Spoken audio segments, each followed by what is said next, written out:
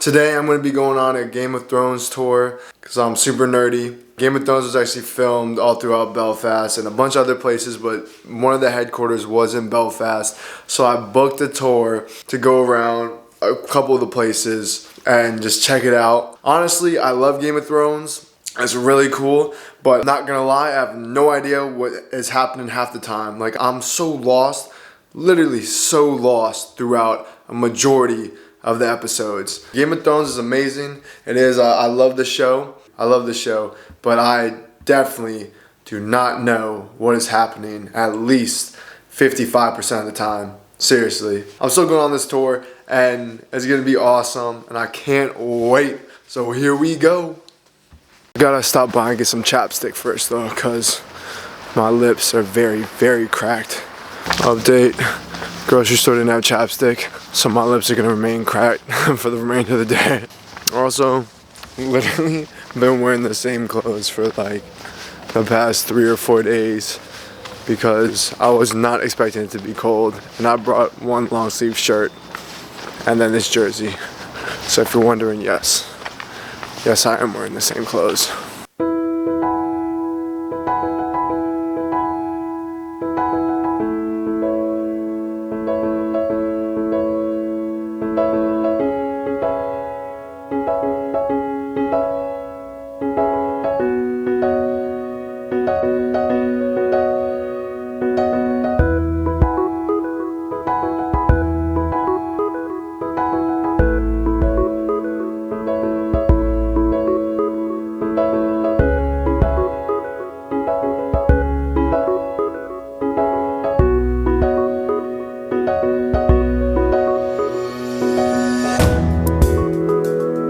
We're on a ferry on the way to our first location. I almost wiped out on those steps right there, and my lips are very, very chapped.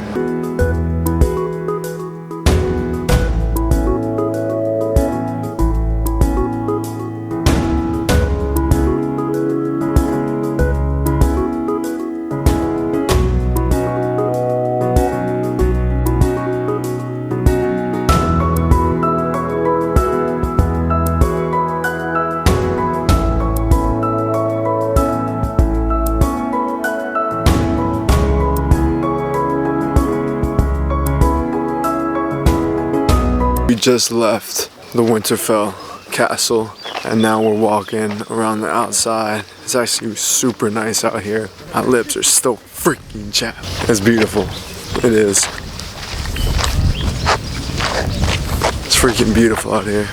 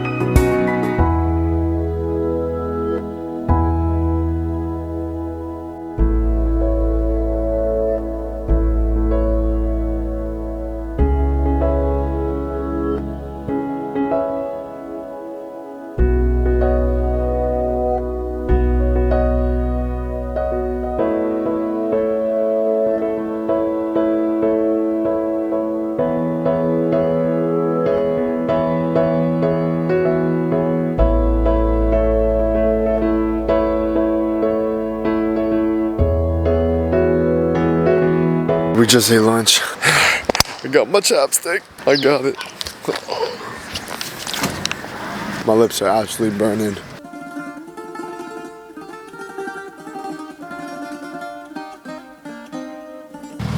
I had clam chowder for lunch. My stomach literally just turned against me. So I'm getting some space between me and the group, so I don't make any enemies with my butt. It's a small tour bus too, so like if I start lighting it up in there, people are gonna know. People are gonna know it's me. So I'm trying to clear myself out right now. But that chowder, man, whew. This is about to turn into the Game of Farts tour. Featuring just me. I'm on the iron toilet.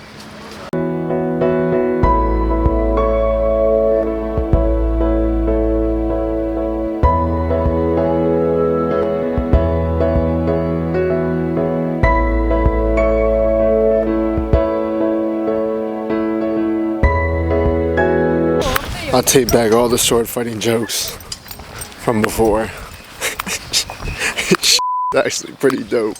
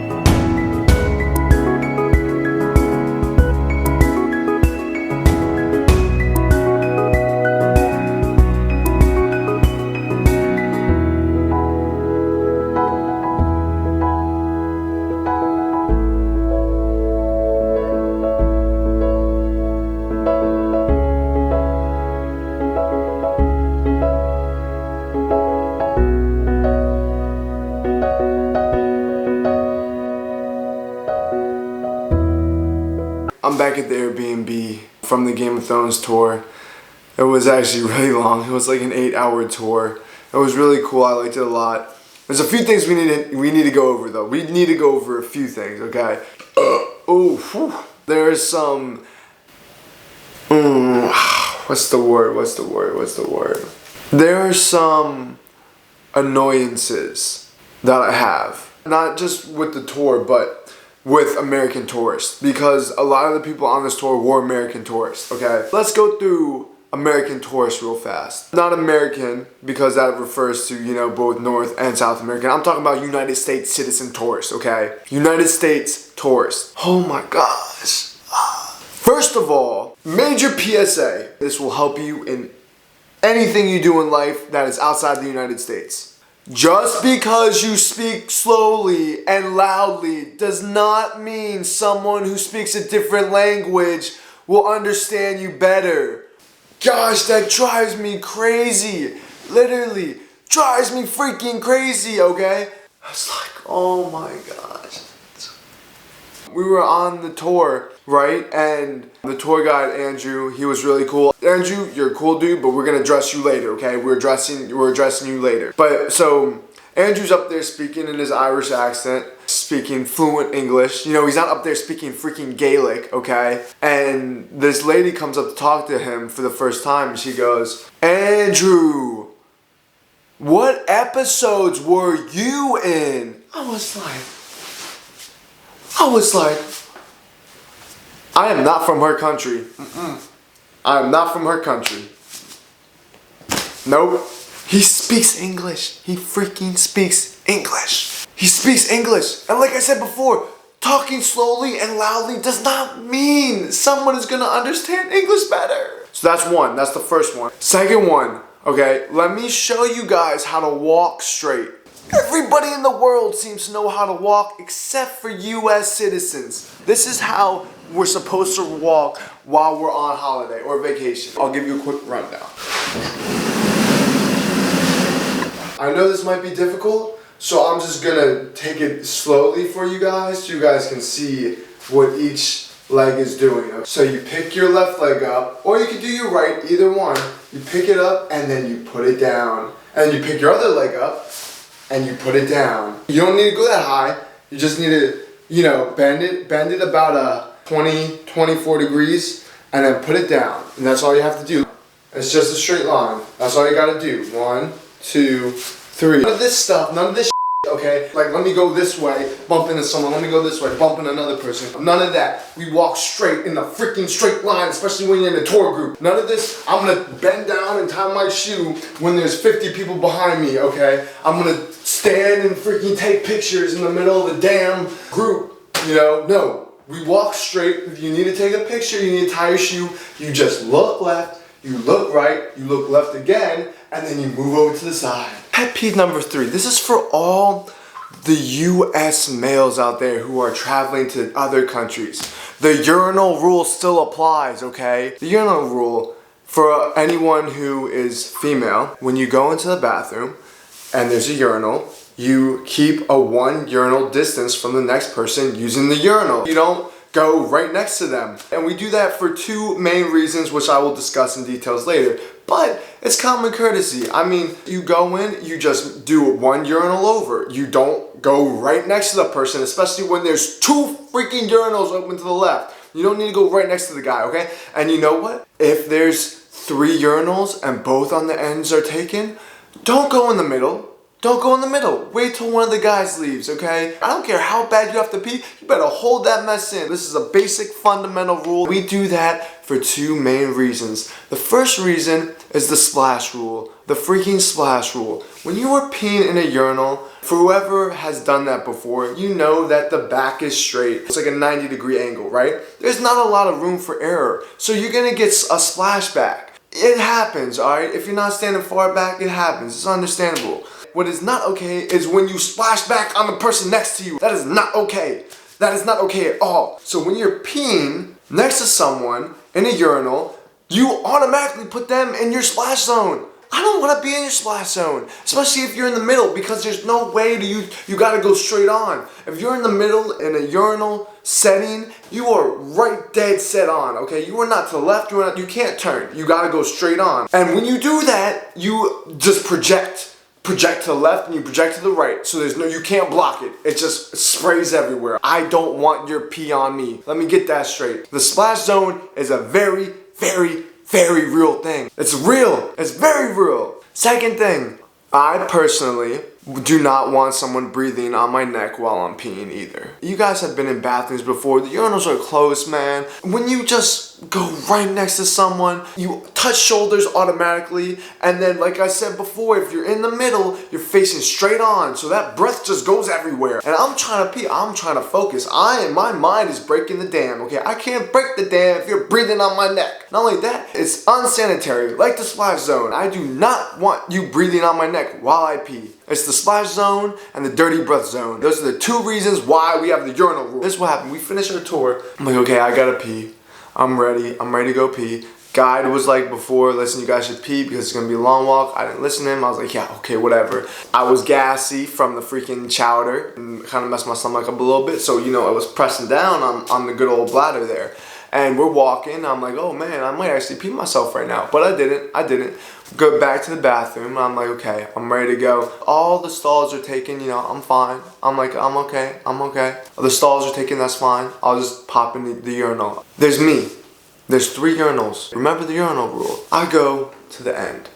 There's 2 next to me. So the next person that comes in needs to just hop over the one next to me and go to the last one on the left. It's better for him. He can control where he's pointing it better. He won't be straight on, so he's not going to get his own splashback or his own pee rebound. He's not going to affect other people, Guys know this. They know this. Every guy in the world except for US guys knows this for some reason. I've only had this issue with US guys. I'm wearing these pants. Knot was tied kind of tight. I was like, okay, it's taking me a little bit of time to get it off. I get it off. All of a sudden, boom! Guy comes right, just like fits right in. Once again, the urinal's open on the left. Fits right like a puzzle piece. Right into me. Like our shoulders locked. And I looked over at him and I was like, nope. Not doing this right now. I'm not doing this right now. With you standing right there, I am not going to be able to pee. And it's going to take me very, very long to pee. Also, I don't want you pee on me. Like I said, splash zone again. What I did was I looked at him and I just immediately hit a spin move and waited for the stall. I was like, I am not doing this. You had an extra urinal. You had an extra freaking urinal and you did not take it. Why? I don't know. I've never had that issue with another European, Asian, African, South American. An Eskimo knows that shit. Like, come on. It's only the US guys. Freaking move over. So that's first topic is US tourists. Second topic, going to the tour now. Andrew, you were a great tour guide. He ran the tour. Dude, man, that iPad is killing me. You showing all those clips on your iPad, and Andrew, you show them in the most difficult areas. You engaged me, you were funny. I found your tour to be hilarious. You dropped probably the most F-bombs I've ever heard in a 30-minute span. Seriously, like there was one time where like it was every other word. It was just boom, boom, boom, boom, boom. But what he would do was, Every time we hit a new place, he would pull his iPad up, hold it up like this, and show a 5-minute clip while we're all standing there at the place. Now, I'm normally in the back, alright? So I can't see shit.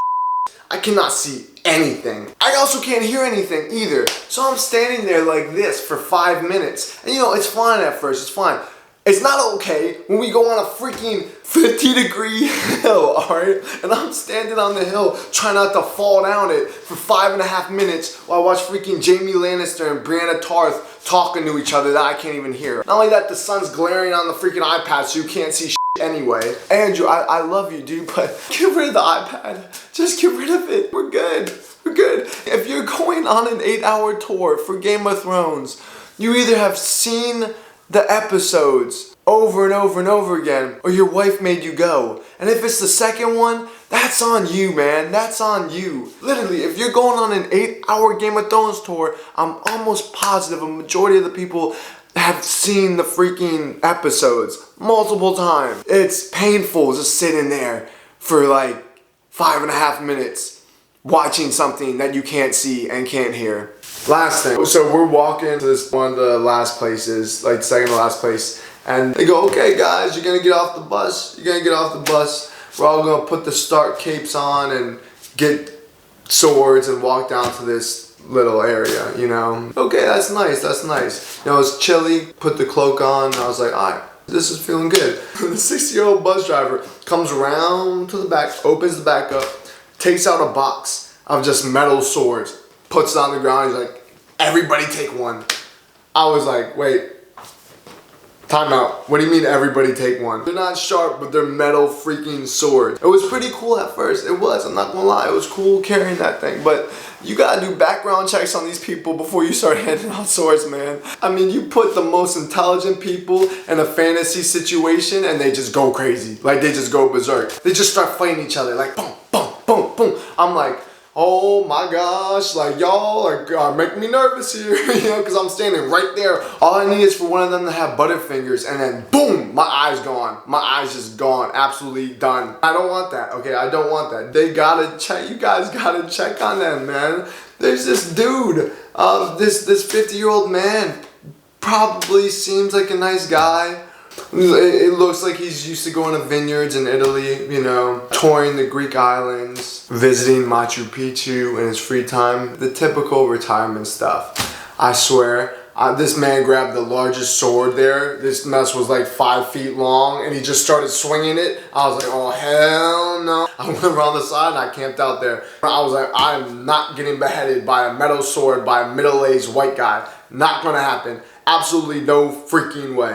Like, the tour was fun. You know, 8 hours is a lot. It's a lot. I'm not gonna lie. It is a lot. The chowder wasn't that good. Gave me a lot of gas. It was 10 quid. It was 10 pounds. It wasn't I could have made that. I could have caught a fish and put some sauce on it for about $3. It tasted like a little bit like, you know, when you're running, you're exercising, you haven't ran in a while, and you get like that loogie in your throat, and you just cough it up. Yeah, it tasted like that, but in an oversized bowl. The only joy that chowder gave me was that I blew up the bus, and man, did I blow that up. Oh my gosh. I told you guys, king of the iron toilet, don't mess with me.